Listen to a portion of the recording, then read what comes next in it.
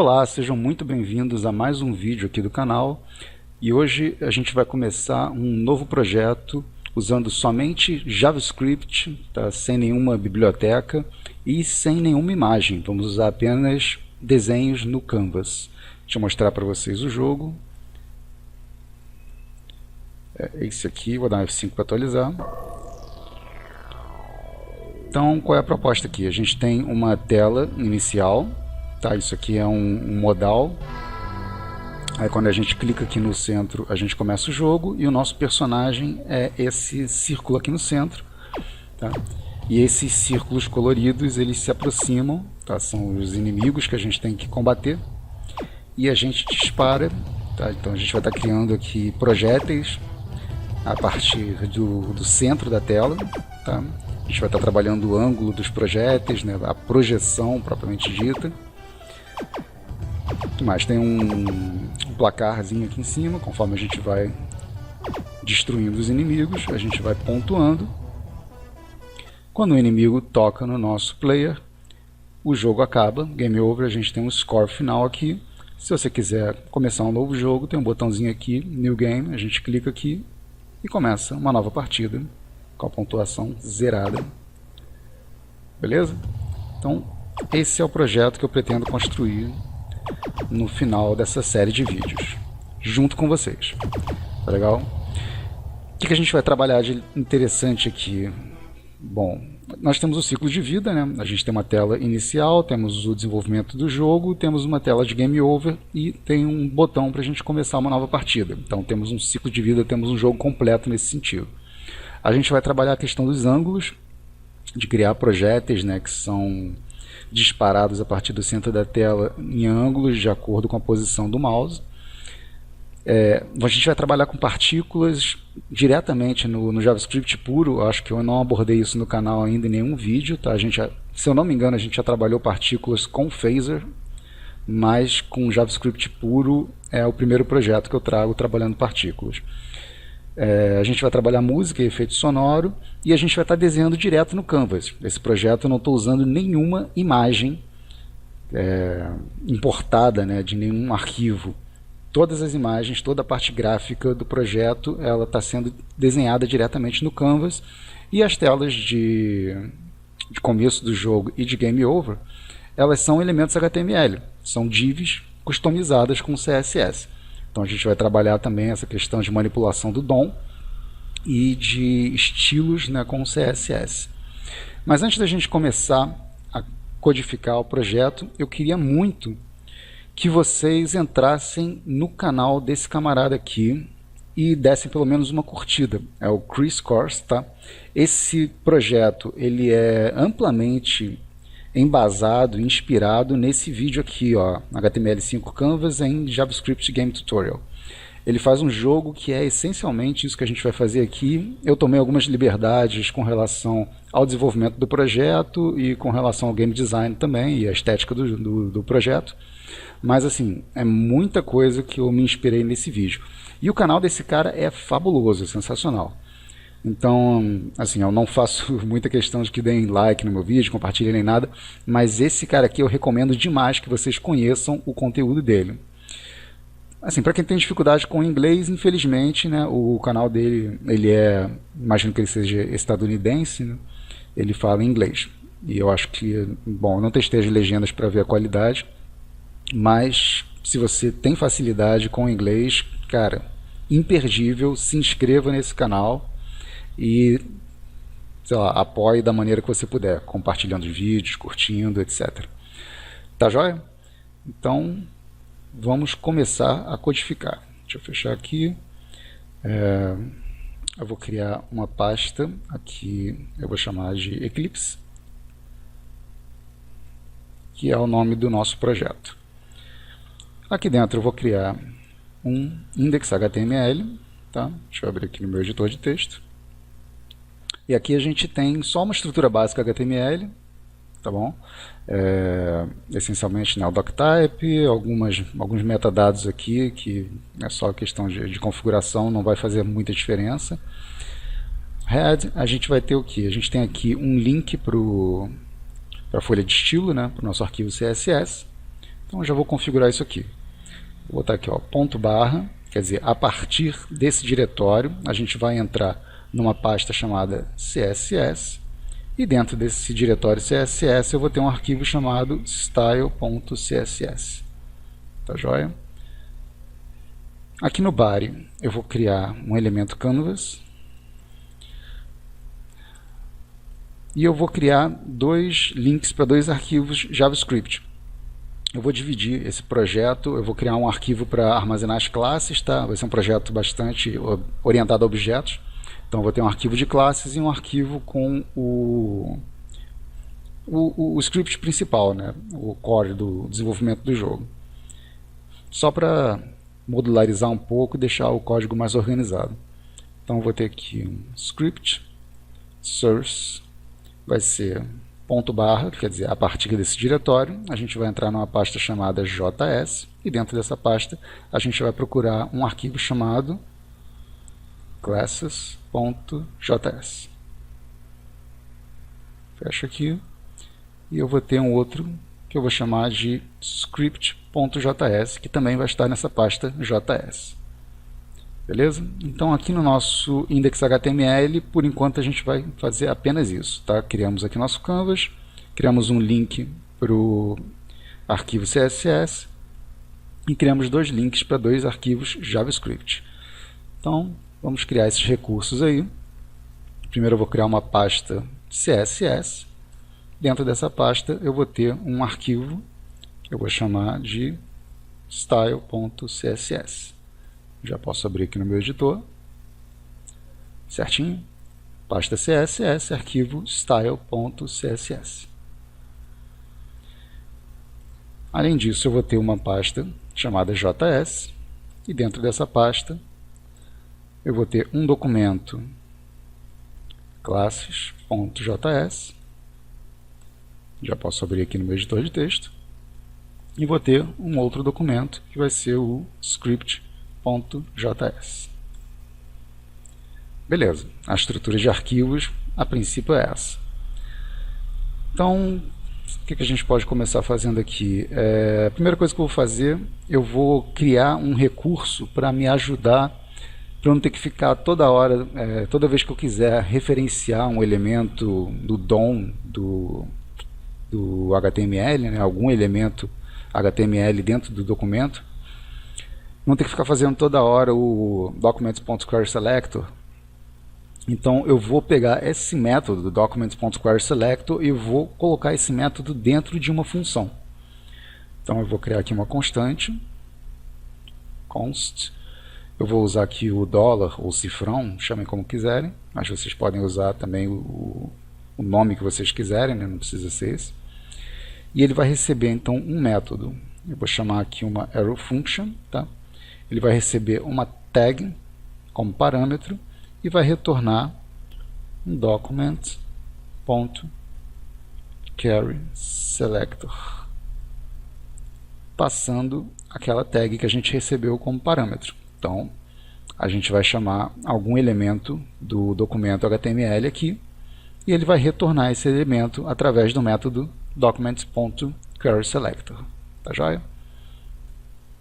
Então a gente já vai usar isso aqui. Eu vou criar primeiro uma constante CNV que vai ser referente ao nosso canvas. Então, aqui, ó, const CNV recebendo. Agora eu posso usar esse método $, passando aqui como parâmetro canvas. Se eu der aqui um console.log no nosso CNV, vamos executar o projeto aqui no navegador. Dou um F2 aqui para abrir o console. Já está aqui o nosso canvas criado já na tela. Beleza?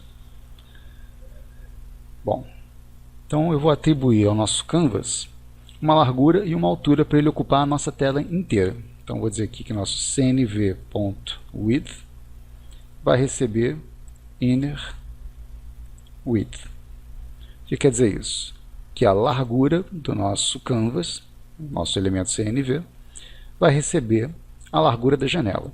Inner width quer dizer window.innerWidth. Window da janela e largura interna, né? Todo o espaço interno da janela que está sendo trabalhada. No caso, eu não preciso colocar window.innerWidth, porque os recursos do window, quando o window não é referenciado diretamente no arquivo, ele já fica subentendido que esses recursos estão sendo ativados a partir do window. Tá? Então eu posso omitir aqui a palavra window e usar apenas innerWidth, que vai funcionar certinho. E na altura, a gente vai colocar cnv.high. E por favor, prestem atenção aqui, tá? O width termina com TH. High termina com HT. Assim, pode parecer bobeira, mas muita gente se confunde com isso e aí depois coloca lá nos comentários, não estou conseguindo, porque isso aqui e tal. Aí, quando você vai ver, o código está com esse errinho bobo. Trocou o TH pelo HT. Então, a altura do nosso canvas vai receber inner high. Tá joia? Agora a gente vai criar um elemento que eu vou chamar de CTX, que é o context. Tá? Então aqui, ó, const CTX, recebendo cnv.getContext. E a gente passa aqui o contexto 2D. Context. Tá. Bom, agora vamos começar a criar algumas funções aqui. Eu vou ter uma função que vai ser onde vai acontecer o meu loop de jogo. Então, vou dar aqui um function, vou chamar de loop. Aqui dentro eu vou ter um request animation frame. Então, request animation frame, chamando o próprio loop e passando meu elemento canvas, o CNV. O que o Request Animation Frame faz? Ele vai tentar executar uma animação, né? Geralmente a gente usa isso quando tem algum tipo de animação no projeto. Mas ele vai solicitar uma nova execução daquele loop, vai tentar manter uma taxa de atualização de 60 vezes por segundo. Tá? Mas aí isso pode variar um pouco dependendo do hardware no qual ele está sendo executado. Mas a princípio é isso, e eu acho que nos computadores mais modernos é difícil você encontrar um hardware que não atenda a essa exigência do Request Animation Frame para que ele consiga ser executado 60 vezes por segundo. Então, basicamente, a gente está garantindo que o nosso loop vai ser executado 60 vezes por segundo. E o que vai acontecer aqui? Eu vou chamar também uma função update, que vai ser responsável pela atualização dos meus elementos do jogo. Beleza? Então eu tenho que criar a nossa função update, né? Function update. E aqui dentro vai ser executada a lógica do jogo. E eu tenho que chamar o nosso loop pela primeira vez, né? Depois que ele é chamado aqui, aí ele passa a chamar a si próprio através do método requestAnimationFrame. E aqui no update, eu já vou fazer alguma coisa que vai ser desenhar, né, pintar o fundo do nosso canvas. Então, aqui ó, vou usar o nosso context. Primeiro eu vou passar um estilo, quer dizer, passar uma cor para que o canvas seja desenhado. Então, vou chamar aqui ó, Fill Style, ou seja, um estilo de preenchimento, né, uma cor de preenchimento.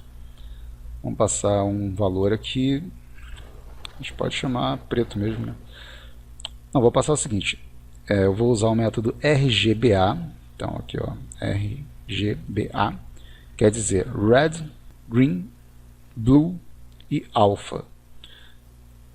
Então aqui eu vou passar valores para o vermelho, eu quero uma tela preta, então 0 para o vermelho, valores para a cor verde, 0 para o verde, valores para a cor azul, 0, e por fim eu vou determinar o nível de opacidade dessa cor que está sendo aplicada no nosso canvas. E o nível de opacidade ele vai variar de 0 até 1, sendo que 0 é totalmente transparente e 1 é totalmente opaco. Tá joia? E agora finalmente eu vou criar um retângulo, né, que vai ocupar todo o fundo do nosso canvas. Então context.fillRect. Por favor, prestem atenção nos caracteres maiúsculos e minúsculos, tá? Porque isso faz muita diferença. Então aqui, ó, Fill Style, por exemplo, o S é maiúsculo, Fill Rect, o R é maiúsculo. Tá? Aqui no Request Animation Frame, o A é maiúsculo, o F é maiúsculo. Beleza? Vamos prestar atenção nisso aqui no código para não errarmos por coisa boba. Então aqui no Fill Rect eu vou passar as coordenadas iniciais no nosso retângulo e as coordenadas finais, determinando assim as dimensões do nosso retângulo. Então as coordenadas iniciais vai ser no ponto 0, 0, ou seja, na origem, né? No caso do canvas vai ser lá em cima, no canto superior esquerdo. E as coordenadas finais vão ser iguais às dimensões do nosso canvas. Então, cnv.width na largura, vou tirar aqui o mouse, e cnv.height na altura. Tá joia? Então, 60 vezes por segundo, essa função, esse método update vai estar sendo executado e ele vai estar recebendo uma cor para o nosso contexto de renderização e vai estar, nosso contexto de renderização vai estar desenhando um retângulo do tamanho do nosso canvas. Então, a gente pode fechar aqui e dar um F5. Está lá o nosso retângulo ocupando toda a tela. Quer dizer, toda a tela não, né? Porque tem um pequeno gapzinho aqui em branco, né, no topo e na esquerda. E isso a gente vai resolver aqui no nosso style.css. Eu vou mandar um asterisco aqui para referenciar todos os elementos da página. Tá? E aqui dentro eu vou passar um valor para o margin. Tá? Vou passar o valor 0, ou seja, margem 0. Para o padding, 0 também. Para o border, 0. E vou escrever aqui um display block. Beleza? Com isso aqui, então, eu vou estar forçando o navegador a zerar todas essas configurações aqui, restaurar meio que as configurações padrão. Tá? Porque alguns navegadores eles têm algumas configurações padrão próprias. Isso faz com que alguns trabalhos, né, alguns elementos não sejam exibidos da mesma forma em qualquer navegador. Então, usando isso aqui, eu estou forçando um reset nas configurações padrão desses elementos aqui no CSS para qualquer navegador. Então, se eu voltar aqui e der um F5 para atualizar, beleza, agora sim, nosso canvas está ocupando a tela inteira. Tá? Inclusive, se eu der F11 para que a tela realmente, né, ocupe full screen do meu computador, aí eu dou F5 de novo e o nosso canvas ele acompanha esse redimensionamento da janela. Tá bom? Mas por enquanto não tem necessidade disso. Beleza, nossa área de trabalho está pronta para a gente começar o projeto propriamente dito. Então a primeira coisa que eu vou fazer vai vir aqui no arquivo de classes, eu vou criar uma classe que eu vou chamar de Sprite, que vai ser uma classe Py para a criação de outras classes que vão herdar características. E então, assim, não é necessário, mas seria interessante estudar um pouquinho de orientação a objetos para entender esse conceito aqui, embora o conceito seja simples, a gente vai ver como funciona aqui, vocês vão ver que não tem nada demais. Mas essencialmente eu vou criar uma classe Py, que eu não vou nem instanciar essa classe no meu projeto, mas ela vai ter características que serão herdadas por outras classes. Tá bom? Então, vou criar aqui uma classe, eu vou chamar de Sprite. E na criação de classes a gente já abre as chaves aqui. E eu preciso de uma classe construtora que vai ser executada assim que eu criar uma instância dessa classe. Tá? Uma função construtora. Então aqui, ó, constructor. Aqui no método construtor eu vou passar alguns parâmetros, né, alguns valores necessários para a construção do meu objeto Sprite na hora que eu for instanciar esse objeto. Então eu vou precisar de uma posição, de uma coordenada, né, um valor para o eixo X, eu vou chamar de X, vírgula, um valor para o eixo Y. Eu vou precisar de um valor de dimensão. Esse sprite ele vai ser um círculo, tá? Tudo que a gente vai trabalhar nesse projeto vão ser círculos. E o círculo, o valor essencial para a gente dimensionar o círculo é o raio do círculo. Então eu vou chamar aqui de radius que vai determinar o tamanho do círculo, né? E eu vou precisar de uma cor. Então eu vou chamar aqui, ó, color. Beleza? Então aqui no nosso método construtor, agora eu vou associar esses valores que foram passados por parâmetro aos atributos do nosso objeto, né, da nossa classe, mas quando o objeto for instanciado serão os atributos do objeto. Então para isso eu tenho que usar a palavra this, ponto, e o atributo, recebendo o valor que foi passado por parâmetro. Ok? Então nosso this.y vai receber y, nosso this.radius vai receber radius, e nosso this.color recebendo color. Maravilha? Então esse é o método construtor. Além do método construtor, eu vou criar um método também para desenhar. Tá? Então o nosso sprite vai ter o seu próprio método de desenho. Então eu vou chamar isso de draw. Tá? Abro e fecho chaves aqui. Aqui eu abro e fecho parêntese, porque é um método, e abro e fecho chaves também. Assim como o nosso método construtor, né? Caso eu queira passar algum parâmetro, eu passo aqui no parênteses. Eu recebo valores, né, por parâmetro aqui nos parênteses.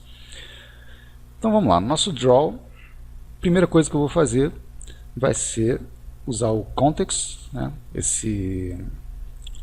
assim, eu não estou passando o nosso elemento, o nosso contexto de renderização por parâmetro, mas como esses dois arquivos eles só estão separados por uma questão de organização, mas quando eles forem executados vai ser como se fosse um arquivo só, então eu posso referenciar o nosso context dentro do arquivo classes, tá? Não vai dar problema nenhum não.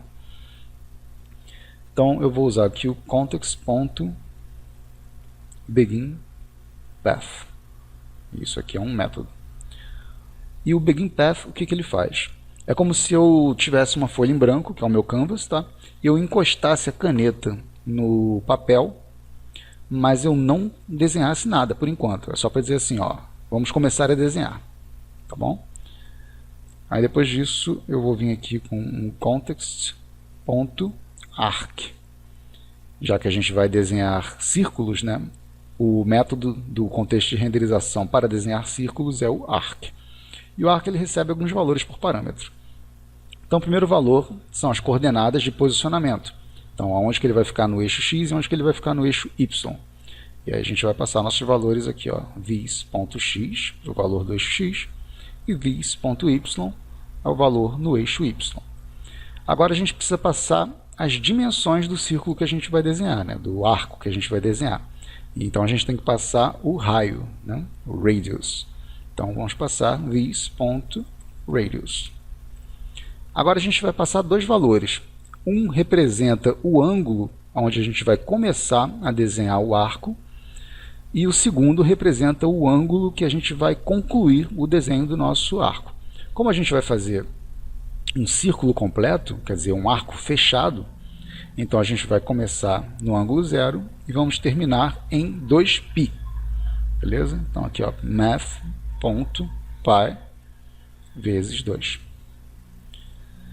E agora eu vou passar um valor false, um booleano aqui. E esse booleano final, assim, na verdade ele não vai fazer a menor diferença para a gente, tá? Eu só estou passando aqui por motivos pedagógicos mesmo. O true ou false aqui vai determinar se o nosso arco vai ser desenhado no sentido horário ou sentido anti-horário. Como a gente vai desenhar um arco completo, né, como eu já disse, então não faz diferença se a gente está desenhando isso no sentido horário ou anti-horário. Eu poderia perfeitamente omitir isso aqui e deixar ele assumir o valor padrão. Mas, por motivos pedagógicos, como eu já expliquei, eu vou deixar aqui só para a gente saber que existe e para que serve. Beleza? Então, é isso. Para desenhar o nosso círculo, a gente está passando uma posição em x, uma posição em y, o raio do círculo, o ângulo inicial, onde a gente vai começar a desenhar o arco, o ângulo final, que é π vezes 2, tá? E o π é o valor que a gente vai extrair da nossa biblioteca Math, tá? A API matemática do JavaScript. E o false aqui no final, que é um booleano que vai determinar se esse arco vai ser desenhado no sentido horário ou anti-horário. Agora a gente vai vir aqui no context.fillStyle.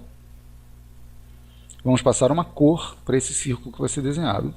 naturalmente a gente vai pegar essa cor do this.color. E finalmente, context.fill para preencher.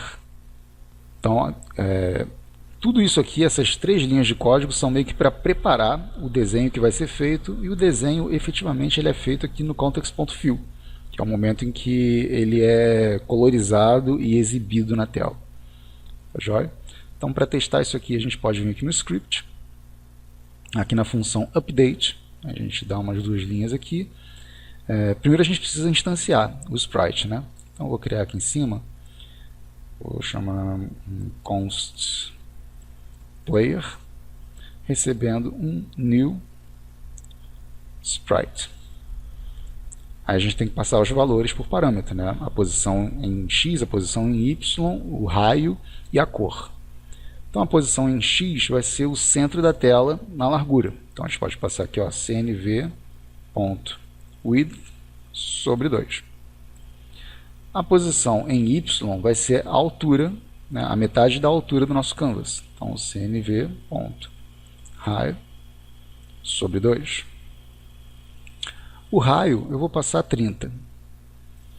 E a cor, a gente pode passar aqui white, por exemplo.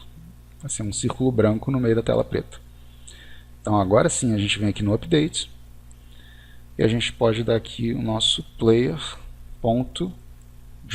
que é o método responsável por desenhar o círculo, certo? Então, se tiver tudo certo, a gente vem aqui, dá um F5 para atualizar e temos uma bolinha branca no meio da tela. Tá joia? Bom, eu vou encerrar esse vídeo por aqui, porque já tem um tanto de conteúdo legal para ser trabalhado, tá? E no próximo vídeo eu vou vir customizando o nosso player para ficar... Vocês lembram como era no começo do projeto? Volta lá no começo do vídeo e dá uma olhada. A gente tem, na verdade, uma bolinha pequenininha e 2 esferas que ficam circulando, tá? Criando um efeito aqui interessante. E a gente vai fazer isso no próximo vídeo. Muito obrigado por terem assistido esse vídeo. Espero que vocês se interessem pelo projeto e continuem comigo até o final. E, por favor, deem uma força lá no canal do Chris. Tá? Eu vou deixar o link aqui na descrição desse vídeo. É só coisa rápida. Clica lá no link. Vai no canal, dá um joinha em algum vídeo lá, tem muito projeto interessante e na medida do possível eu vou tentar pegar alguns projetos lá dele e dar uma roubadinha nos projetos, tá? Fazer uma adaptação, uma customização, alguma coisa, fazer um projeto meu inspirado em projetos dele e vou trazer aqui pra gente em português. Mas se você não tem dificuldade com o idioma inglês, recomendo demais que você corra lá no canal dele e faça o maior número possível de vídeos, porque os projetos dele são sensacionais. Tá joia? Muito obrigado então, forte abraço, a gente se vê no próximo vídeo. Valeu, até a próxima.